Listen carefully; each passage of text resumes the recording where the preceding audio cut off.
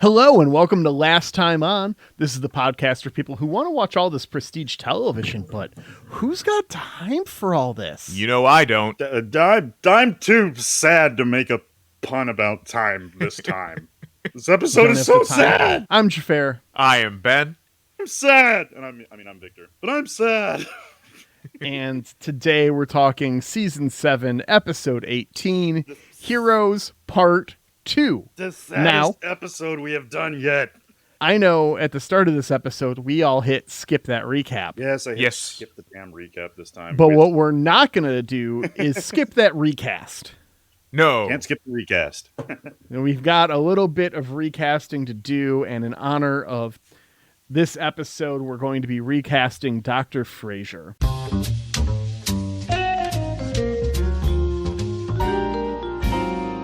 So who wants to start us off? I'll go since I suggested I got one ready. So, all right, my pick for Dr. Janet Fraiser. We want someone who has an air of innocence about them, and someone who appears professional yet vulnerable and delicate. I don't know, maybe vulnerable is not the right word. There's a little bit of a sensual word there, but someone who has a good bedside manner. I'd say has a warm presence, and for that, my pick is Vanessa Smythe, or Vanessa Smith. I might be pronouncing that wrong. It's Smythe. She famously portrayed Michio on The Expanse. And I picked her because there was one scene in The Expanse. Spoiler alert for anyone who hasn't seen The Expanse yet, but there was a scene late in the series where one of her crewmates got an injury and his arm had to be amputated. And she was the one who had to do it. And it was just I don't know what it was about her. It was just, she gave him a kiss on the cheek and was like, I love you, but I have to amputate your arm. It was just so adorable. It just made me think I would totally let her cut off my arm any day. So Vanessa Smythe is my pick. All right. You're going back to The Expanse well. I'd love The Expanse, man. That is just the best show ever. I hope you guys do it. Like, I want you guys to see it, but I would love to hear the Last Time On treatment for this series. I haven't watched it, so I haven't either. I've only seen the pilot, so it is ripe for this show. Perhaps if you win this season, you can force us to. Well, I see what you did there. If you win this season, Vic, you can force Ben and I to watch it. I don't know what we'll figure it out. Yeah, we'll figure it out when we get there. I'm not worried about it. Yours right are turning, so yeah.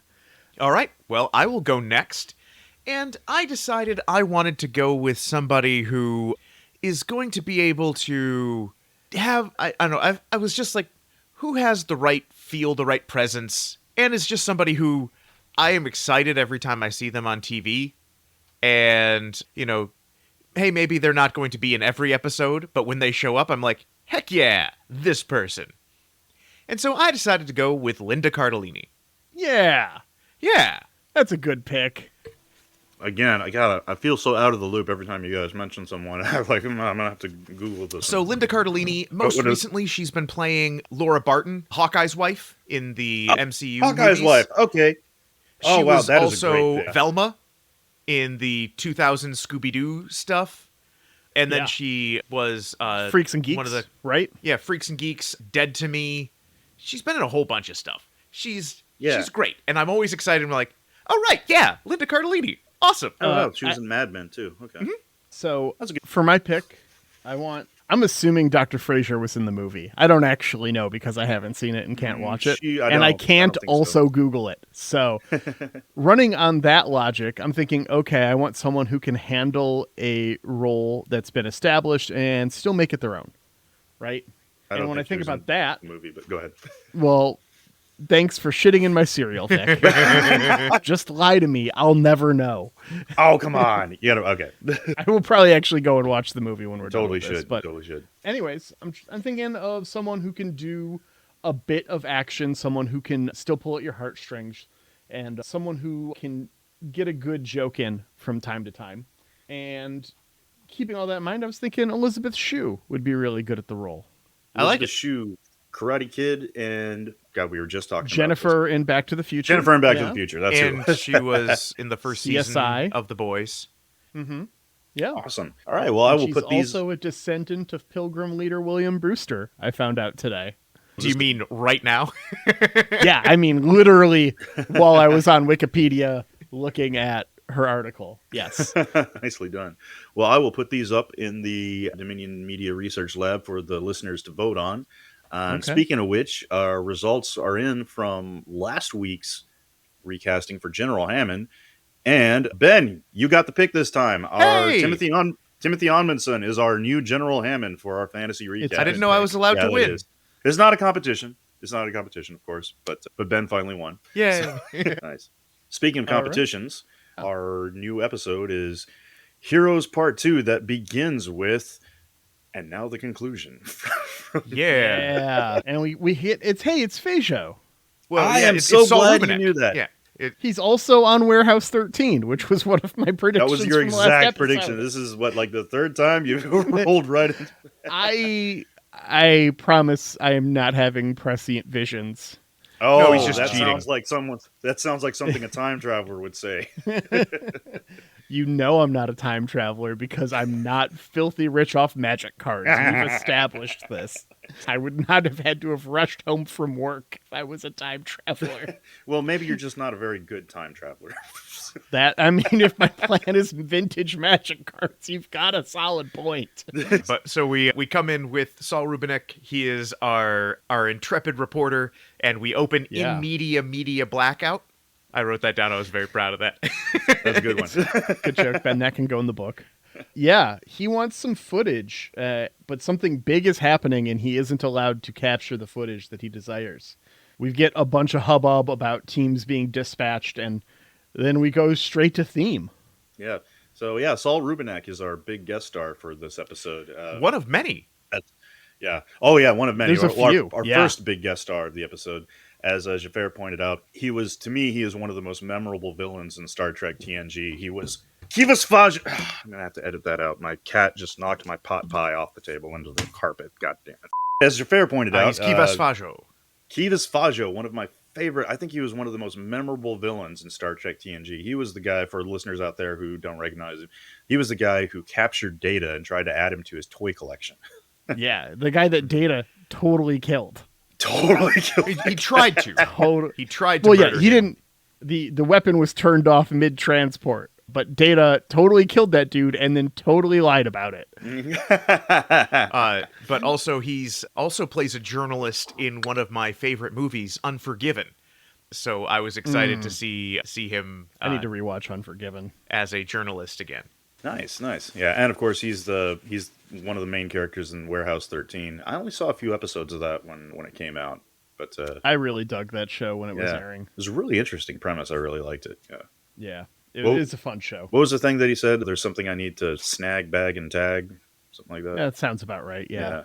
I wonder if we could get a fan theory going that this is the character from Warehouse 13, like before, like the maybe he transitions to a career in the NID. They seem like the kind of shady organization that would maintain Warehouse 13. Yeah, have a warehouse full of artifacts. And also, I want to tie that into Indiana Jones, because at the very ending, I swear to God, that's Warehouse 13. It is. No. The Ark of the Covenant is at Warehouse 13. That's the thing. It is? Oh, yeah. Okay, cool. Of course. I don't think it looks. I don't know if they show it, but they reference it. Nice. In an episode. I'm pretty sure. Awesome. So we have a journalist here. He is interviewing people, and they make it is kind of unclear throughout the course of the episode. They make it more explicit at the end. Like, this is for the government. It is not like he's not working for an ABC affiliate or something. Yeah. It feels like this is a favor to the president. Yeah. Like more the president's than anything like, else. Hey, tell me about this Stargate thing, but like, don't write me a report. I want to watch TV about it. What kind of president would insist on getting their news through the TV instead of reading reports? That's absurd, Ben. That will never happen in our lifetimes.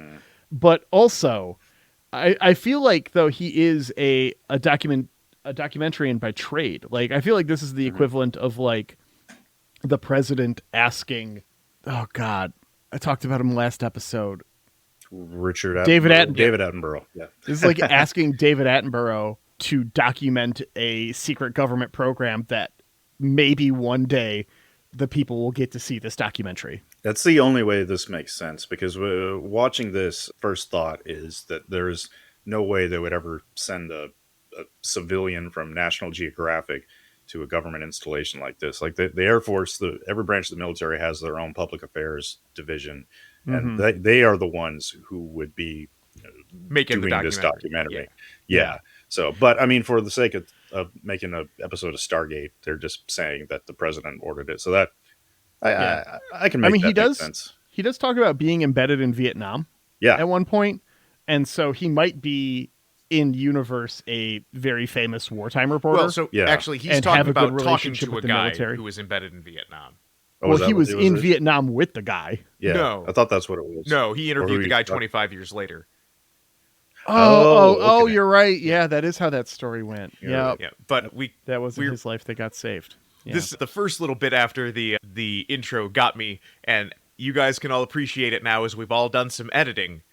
Watching them fake edit. So this is fake 90s editing right here, where it's just like, all right, and now bring up that other clip. And it's just like, boop, okay, already done. It's like, no, you got to like scroll and like 90s computers can't do this, man. Clip and and I got a very good appreciation, seeing as how I've personally edited the last few episodes of Last Time On as part of my podcaster initiation ritual here. And you're only editing one thing. You don't have like I'm not even 5 different interviews and you're trying to slice them together. One continuous stream that you just take words out of. Yeah. And Saul Rubinek, our reporter Bregman, is getting mad because all he's got is talking heads and no stop making sense. There's no action. There's no... I was proud of that. Okay. There's no action. There's no like there. It's just people talking about being at the Stargate without seeing what they're doing. Actually showing the Stargate, because I'm guessing he's not allowed to shoot the actual Stargate on video. And as he says this, we cut over to an active war zone. Yeah.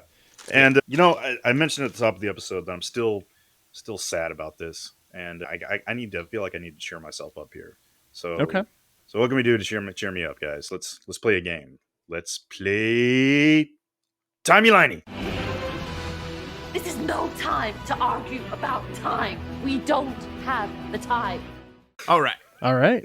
So when we last saw our heroes, they were sending Jonas back through the Stargate to go home, and Daniel Jackson had returned. So Jonas goes home, and Jonas was exiled by his people because, his home planet is kind of in ruins right now after being attacked by Anubis. And instead of a hero's welcome, those people are like, boo, screw you. This is all your fault. You brought the stupid aliens here. So Jonas goes into exile, and he finds himself a little cave somewhere in let's say the equivalent of Florida on his home planet, just someplace nobody cares about. And while he's in exile, he feels kind of guilt-stricken about leaving Daniel Jackson with his memories erased. So he feels bad about that. So what he wants to do is he wants to make right of it. So he figures the Goa'uld are the only ones that he knows of that could have the technology to give Daniel Jackson his memories back. So he sets off in a quadria bomb in the Florida of his home planet, attracting the Goa'uld. But Vic, didn't the Florida of his planet already get destroyed by an Aquandria bomb? That's why, yes, and that's why he went there, to blow up another one to minimize casualties, because the only people caught in the blast would be people who are dumb enough to go back to Florida. So no real loss there. Okay. So he sets Florida, it off. Man. Space Florida Man. Yeah. Double nuked. Double super nuked nuked Florida. Space Florida Man. So the Goa'uld, they detect the Naquadria and they come zooming in. Jonas hitches a ride on the Goa'uld ship, stows away, and he sneaks through the vents, and he's searching for technology. He's hacking into the computers because, he's smart. He's the smartest guy on their home planet, so he can figure out how to do this. Yeah. And he finds a clip show device there on the Goa'uld ship, and he's got this. If there's anything that can help return Daniel Jackson's memories, it's this clip show device. So he he hacks into the computers to signal Stargate command, diverts the ship to the planet with the nearest Stargate, and steals a Goa'uld shuttle. So SG1 they send SG5 or whoever's available to go rendezvous with Jonas and to get the clip show device, but he's detected. So he steals a Goa'uld shuttle, goes down to the planet, and he's running across the field with the clip show device. He's taking fire, and then the SG team gets ambushed, and then that brings us to where we are now with the SG team under fire. Jonas is, I don't know, he's dead. He crashed the Goa'uld Vic, shuttle. You're forgetting the awesome motorcycle chase. There was an awesome motorcycle chase. Yes, because the SG team, the SG5 that was sent to go recover him, were in the middle of their annual motocross rally at the time. So they were like, God, this is the worst time ever. But SG5 were the only ones who were available. So they had to ride their motorcycles through the Stargate and went through the gate. And Goa'uld, they hate motorcycles, man. Anything with two wheels, they just know. That is a religious thing with them. Like any wheeled vehicle has to have minimum 5 wheels. So they're all just like, kill the heretics. The SG team gets blasted, pinned down. They call in the Goa'uld airstrikes, and that's when the alarms go off at SG command. They have to send in a team to go rescue SG5, and they had to ditch their motorcycles. So one thing we learn about, they are going in to rescue some SG people who are trapped. And according to the episode description, they left half of SG-13 behind.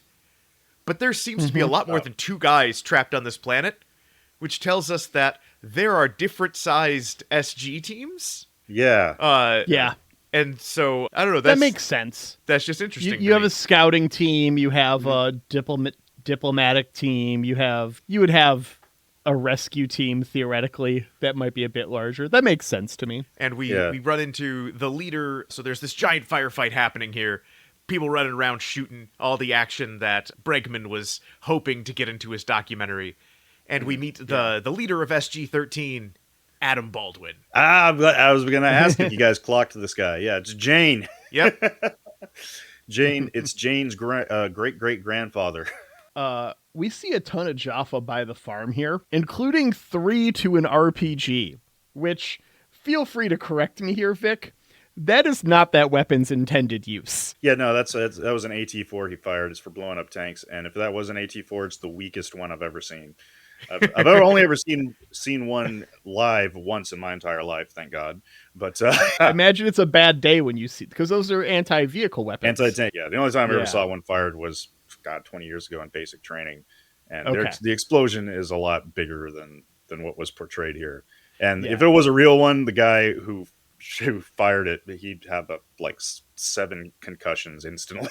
Now, I will say, as exciting as this action sequence is, it makes me mad, and it brings back the complaint I made, or the prediction I made earlier. We know they've killed, by this point, scores of Xhafer. Yeah. They have encountered different species, different races, and more advanced humans.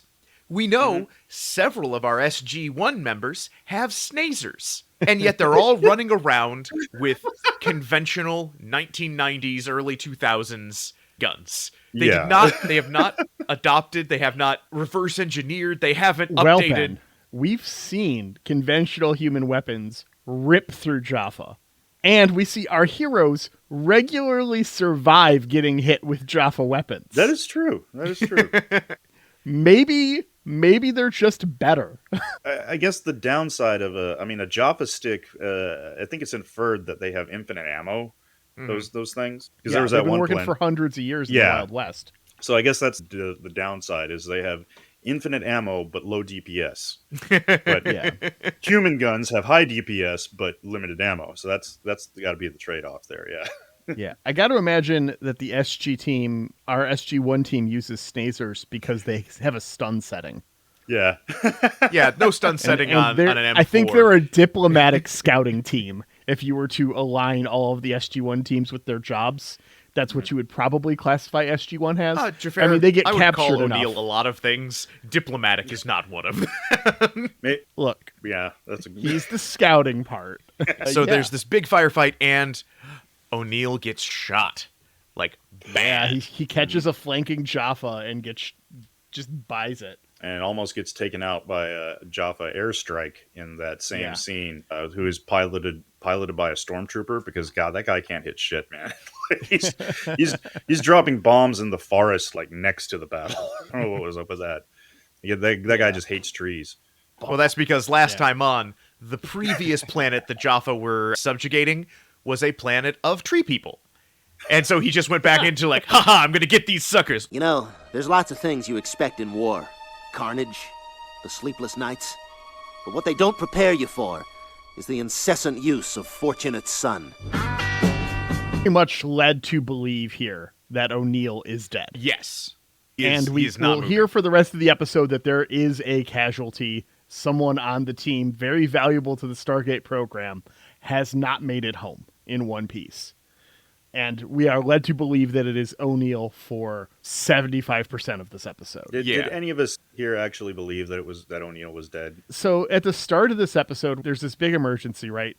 And I actually watched the credits this time, and I noticed that MacGyver is an executive producer on this show. Yes, he is. Oh. And so and I saw that. It's like Richard Dean Anderson, executive producer. I'm just like, oh, he makes it to the end. Yeah. You know, being executive producer on the show and get killed off. And then minutes later, we get this scene. I was thinking that if anything, if he does actually die, then by next episode is going to be all about resurrecting him somehow with some kind of magic Jaffa device or something. We hear about resurrection in this all episode. the time.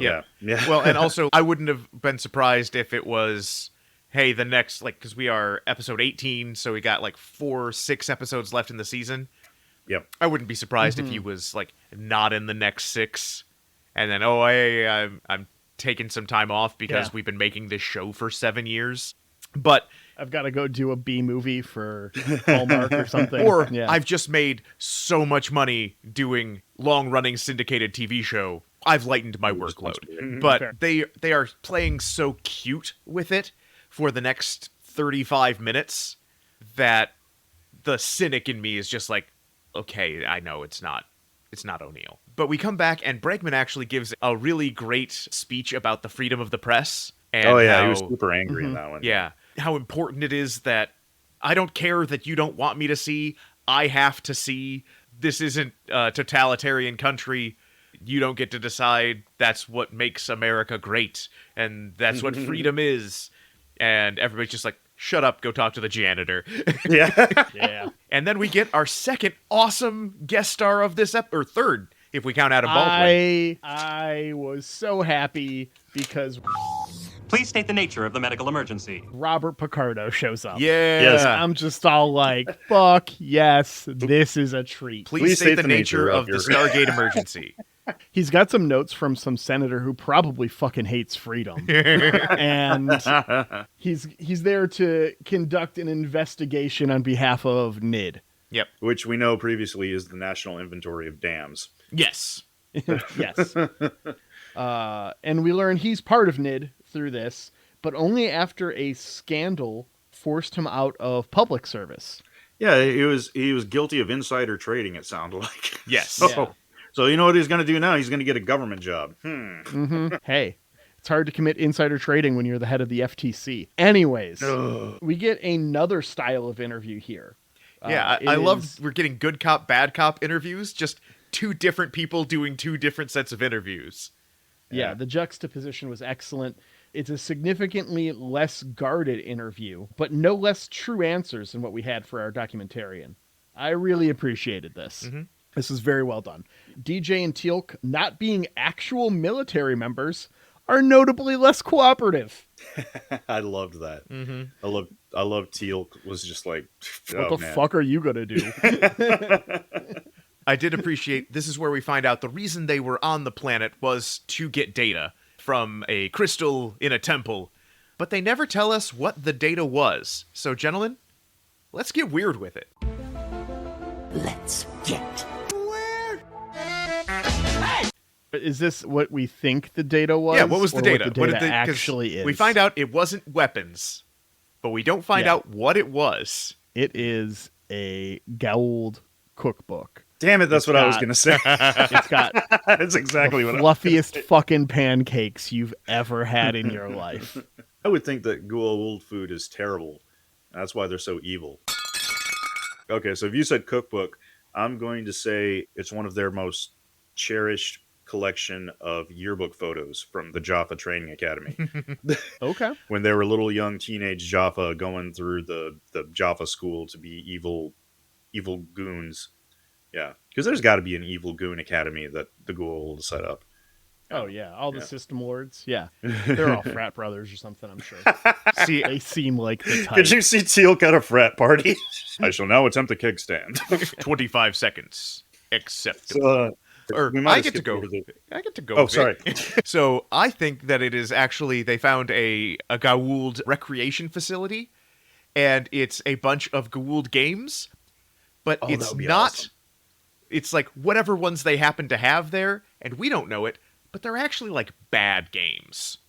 Like it's like their ET. Well, they found the Goa'uld Oya, which was that Hubert. streaming game service thing. Oh that, yeah, like, that completely thing that collapsed. Yeah. And so they're like, this must have been the pinnacle of Goa'uld technology, and everybody who's an alien is just like, oh no, that was left behind because nobody wanted to bring it to the new place. It's a Sega Saturn. Yep. Speaking of video games, we have a scene where Saul Rubinek is interviewing, I gotta say, one of my favorite background character on the show. I still haven't caught his name, but the guy with the glasses who operates the Iris. Yes. And the Stargate, he's saying, oh yeah, this machine, it's where guys play Space Invaders. And he's like, I'm just kidding. No one would ever do that at work. Yeah, very unprofessional, yeah. But you know who this guy reminds me of? Freaking Corwin from Babylon 5. That's a vibe. He's got the same vibe as Corwin. Yeah. I like this guy. He's the guy who will make a joke and then immediately be like, hey, I was making a joke. Please don't yell at me. Please do not get me in trouble. After this, we learned that Dan Jackson went in with Fraser as a medic. Yeah. That makes no sense. I was wondering what he was doing there. Yeah, why they send an archaeologist on a rescue mission? Yeah, it didn't make sense for him to go. Oh, I'm going to say last time on, he learned that with his memory being still gone, someone told him that he's referred to him as Dr. Jackson. He's like, oh, I'm a doctor. And he just started working in the sick bay there just because he didn't really know what kind of doctor he was. And he's like, I don't know what the fuck I'm doing. Heart surgery. There's like, what the hell are you doing here? Get out of here. Go read his books. Dan Jackson feels to me like the kind of guy who, he seems like, he's a smart guy. He's an autodidact. Like, he's teaching himself everything. It feels to me like he knows he's not a medical doctor, but people have confused it enough that he's just like, okay, I need to learn some medicine. I'm not correcting you idiots anymore. Like, Dr. Jackson, come, we need help. And it's like, okay, I can explain to you that I have 2 doctorates in archaeology, or I can, like, patch this guy up. Yeah. And it makes no sense to me that Dr. Fraser would have been sent out into the field under live fire to do a medic's job. That's like sending a surgeon on the ambulance to someone's house to do surgery at their house. You keep the doctor at the hospital with the stuff. Medical equipment. Yeah. That's what you were looking for, Ben. Well, medical equipment. Yeah, the stuff. The pokey stuff, the stitchy stuff, the Band-Aid stuff. The stuff. Yeah. That's what they say, in the operating room. Hand me the stuff. We found out that he recorded some last words on the battlefield. Yep. And Feijo tries to collect the camera and fails. Yes.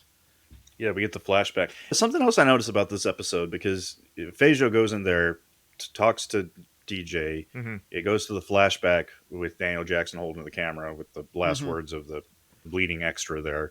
There's a lot of that in this episode. Aaron Wells, yeah. There's a lot of jumping back and forth. This feels like Christopher Nolan style editing. It's a bit all over the place. Well, because the twist of the episode requires a lot of it to take place after the event without us knowing who died. Yeah. Yeah. The General and Woolsey come to verbal blows, and Colonel Rundell here catches Emmett sneaking around as the General is done and says, throw him out on his ass. Yep. Get him out of here. But before that happens, after General Hammond gets grilled by the EMH. He goes over to talk to Carter. Now, this kind of confused me because it seemed like they had run into this guy before. Like, just I don't know. I assumed that Robert Picardo, it just felt like this wasn't his first appearance. But because Hammond and him seemed like they knew each other. But I could be wrong about that. But then, yeah, especially because he immediately goes to Carter and asks Carter if she's talked to Agent Barrett about this guy to get some background on him. Oh yeah, and that's when they found out that he was doing insider trading and all that. Yeah. But I wrote this down because Agent Barrett, I'm going to say last time on, Agent Barrett is a Tok'ra, and he's in Tok'ra intelligence, and he's their go-to guy for background stuff. Oh, and for our listeners, so if you're just joining us, previously we had established that the Tok'ra are turtle people. Yes. Yeah. And they're like the Teenage Mutant Ninja Turtles, but not the normal Teenage Mutant Ninja Turtles. They're the extra mutated Teenage Mutant Ninja Turtles from Teenage Mutant Ninja Turtles 2, Secrets of the Ooze. That's how I vision them in my head, at least. Okay, because I wrote it down. I've been meaning to ask you, Xhafer, since you're the one who came up with this fan theory of ours. Do the Tok'ra, do they walk on all fours or do they stand upright? Oh, they're bipedal. They're bipedal turtles. Okay, cool. That's important for me. I need But yeah, and they've got the big like snapping claw thing. Like they got sharp mouths. But they do have the ability to slide on their tails and do a double kick. 3 fingers. Like, what's Michelangelo? No, Turtle Godzilla. Oh, Gamera. Is that Gamera? Yeah. It's Gamera. Yeah. Yes. Yeah. Gamera, his super move is he can pull in all his appendages and turn into like a UFO. Yeah. And He's badass. Yeah. I'm honestly right now terrified that I'm so wrong about the Tok'ra and we've already met one and just didn't even know. That's how we roll here on Last Time On. Fuck it. They're The turtle wronger people. we are, You the better can't the show. Convince me otherwise. They're called the Tok'ra. Come on, that's a turtle sounded fucking name. If I get a pet turtle again, I'm gonna name it Tok'ra. Hell yeah. So where are we now? The general is saying toss Emmett out. Emmett says, I want to use your red phone to make a special phone call. Yeah. And then we find out that not only is Emmett not kicked out and still has his studio, but is now getting more shit. Yeah. Yeah. He gets the tape. I Makes a felt phone call, something man. was up here because we immediately go from the scene of General Hammond telling Saul Rubinek to fuck off and get out of his mountain. And then very next scene, he goes to Daniel Jackson and says, I've been ordered to turn over the tape to the guy I just kicked out. And I feel like something was edited out. It makes me want to get the Blu-ray to see if there were deleted scenes here because I feel like something was missing. He immediately kicks him out and then invites him back in. No context here. It's like, It felt a little disjointed. I assume that we missed some stuff in the first episode that maybe makes us make a little more sense. Yeah. If he's already like called the president 3 times to get shit, they just weren't going to do that again. And Victor, I do have a but question who for knows? you. As somebody who's been on a military installation, if a general kicked you out, how long would you be on that installation? fuck, dude. I never heard of it. You'd have to fuck up really bad for a general to kick you off the base, dude. Oh my god. Yeah, but would Even it guys, be EWIs. would there be time for everybody to put all of your Minutes? equipment back into the Half-hour. the boxes? Yeah. Or would you be I imagine if that 15 seconds later? I imagine if that happened, they had a car waiting outside for you, and some security some MPs would escort you out and would escort you to the gates and give you the boot, shred your ID card. Yeah, you're out. You wouldn't have time to go chill like he's doing here. But this is when Bregman gets to see the tape, and we see what happened. Oh, that was brutal. Yeah, see that the actual it wasn't- casualty is Dr. Frazier, and it's all caught on DJ's pocket cam.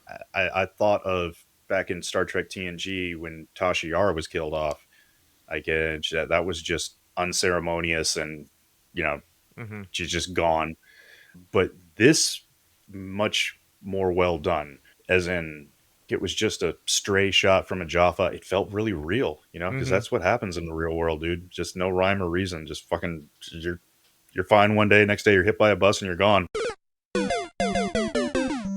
We then catch up with It's people heavy. running into... So, Carter goes and visits O'Neill, and then Dan Jackson goes and visits Wells, and we find out both of them, horrifically wounded on this mission. are going to make full recoveries. And this is also one of those totally 90s things where it's, okay, you got shot? Either you'll be fine next episode or you're dead. We never deal with consequences from you being injured. Did we miss the point where General Hammond goes in and talks to Picardo one more time? We already passed that. Yep. Yeah. I just wrote down, I was going to ask you guys, when he walks in, tosses some files on his desk and says, I've prepared a written testimony. Yep. And Picardo opens it up.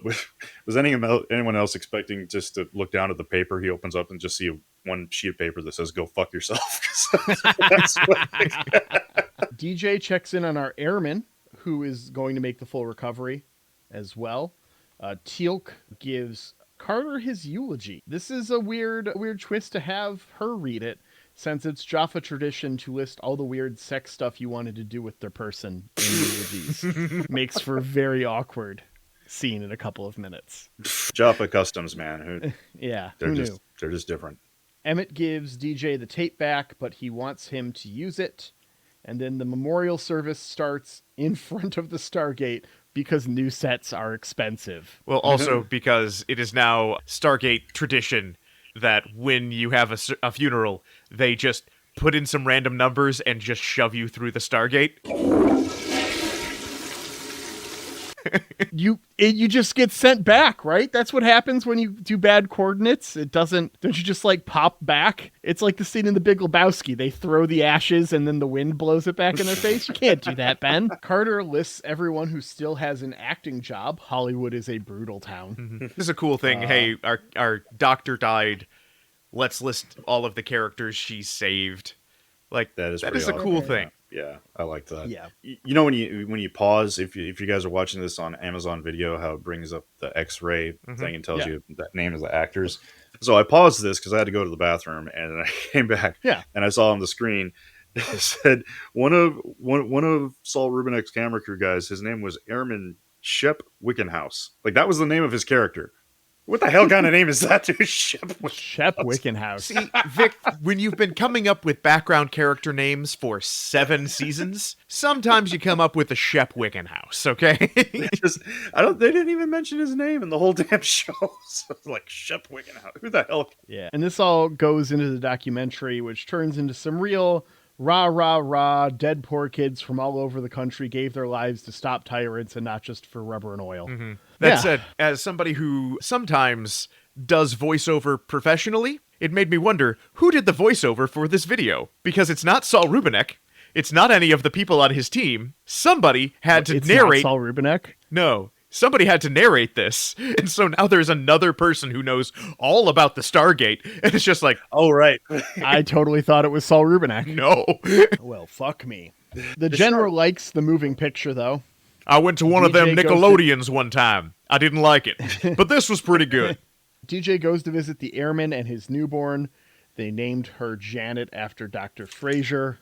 That was super sweet. O'Neill finally interviews for Emmett to credits.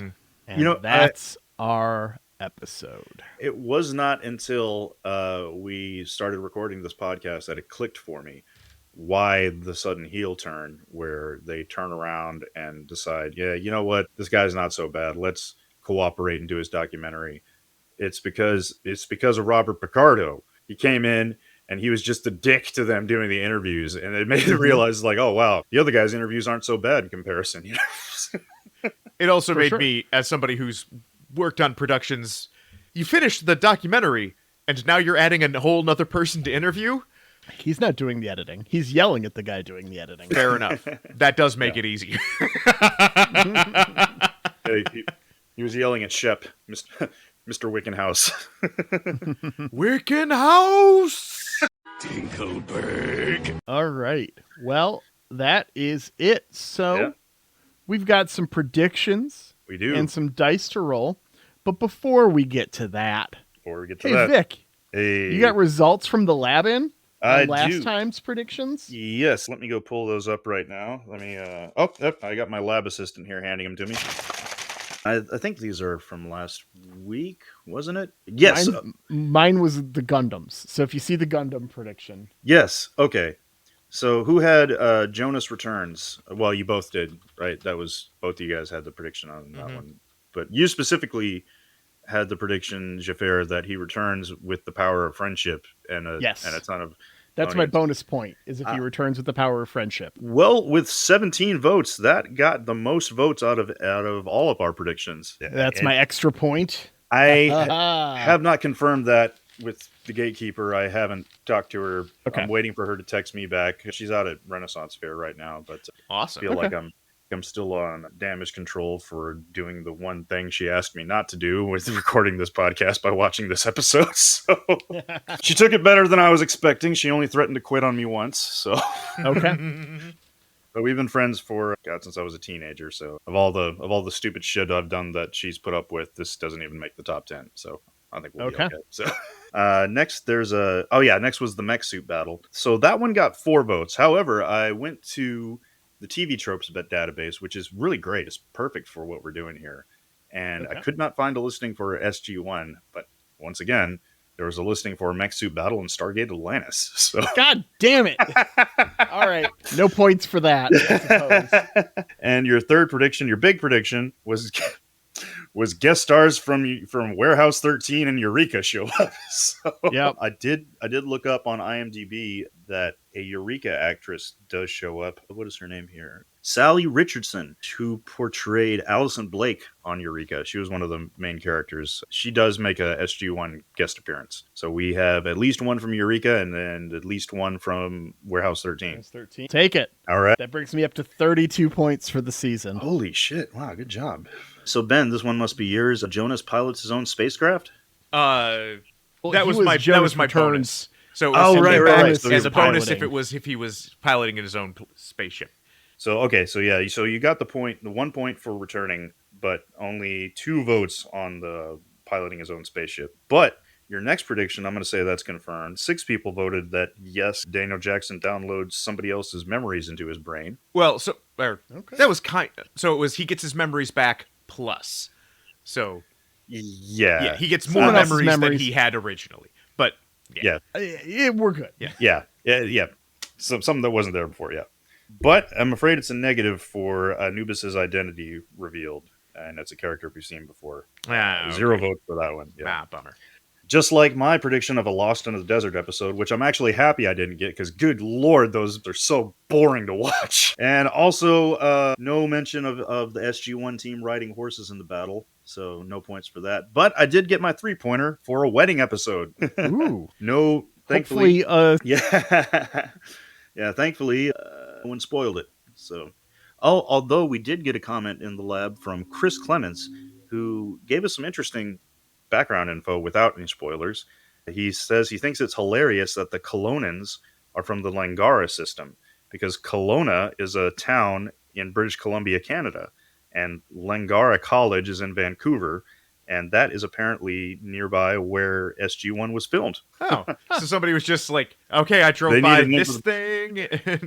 Someone was like, oh shit, we need a name for the planet. Just look outside the window, street signs. That reminds me, here in Southeast Michigan, there's a town called Algonac, and I've always wanted to make that the name of an evil wizard in a D&D campaign. That sounds like a dragon. That sounds like an ancient dragon name.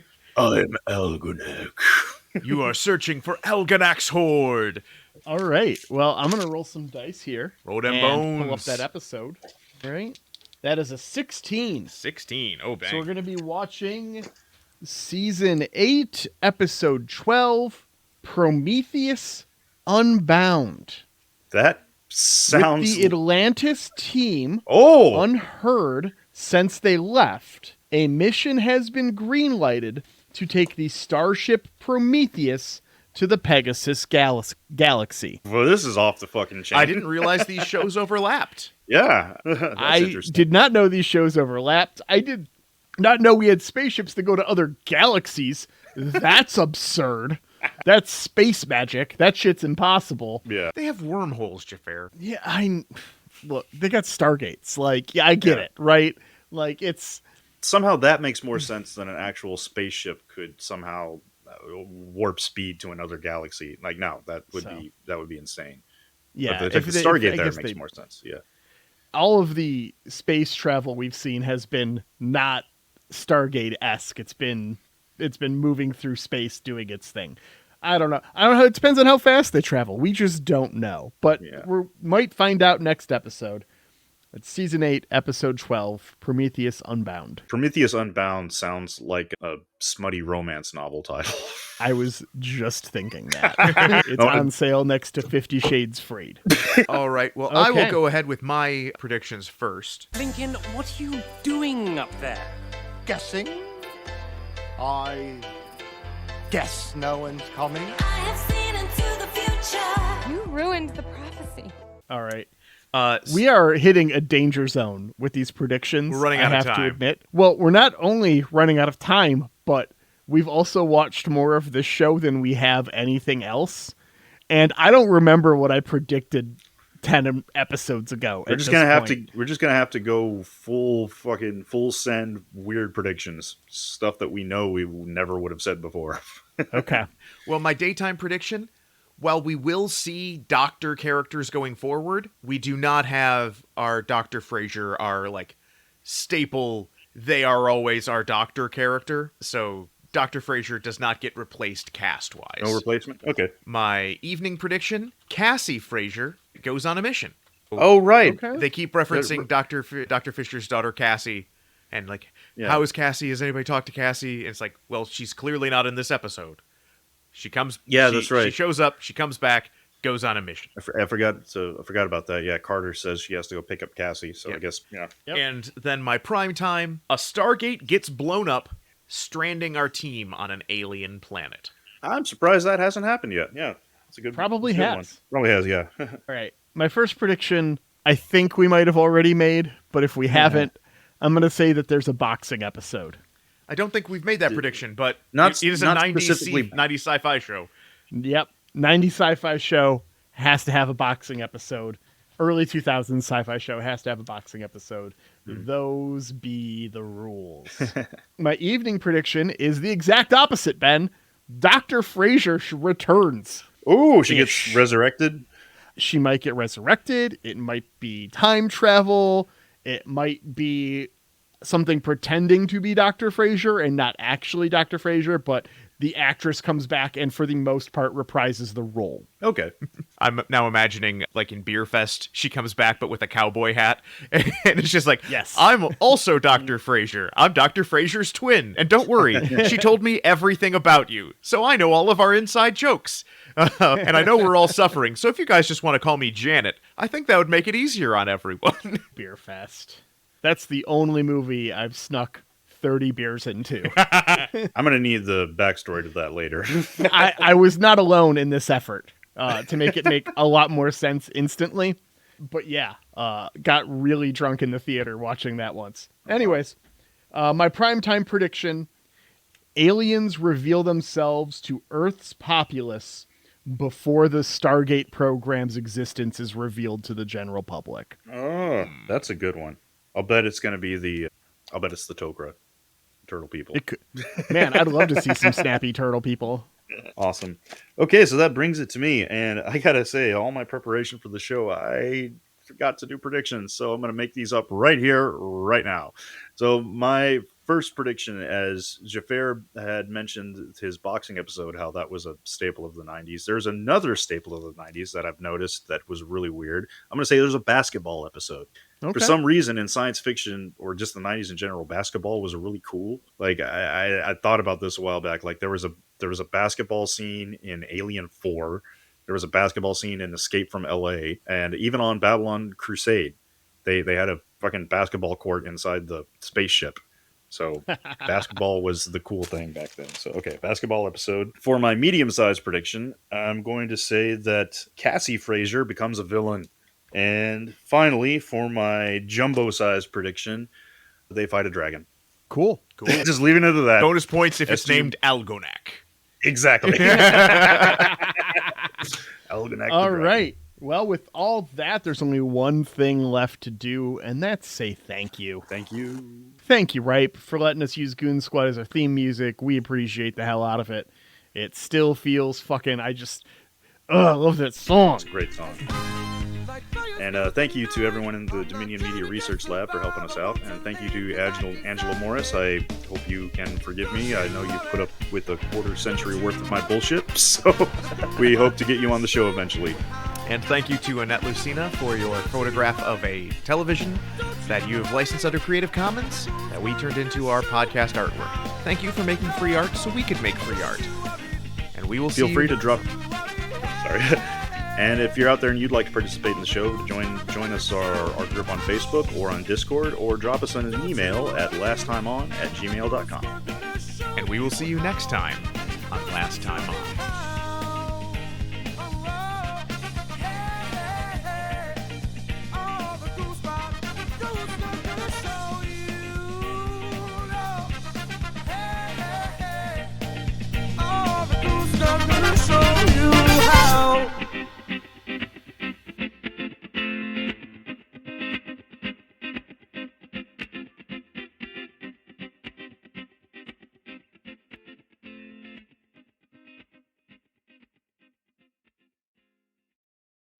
With 1 minute to spare.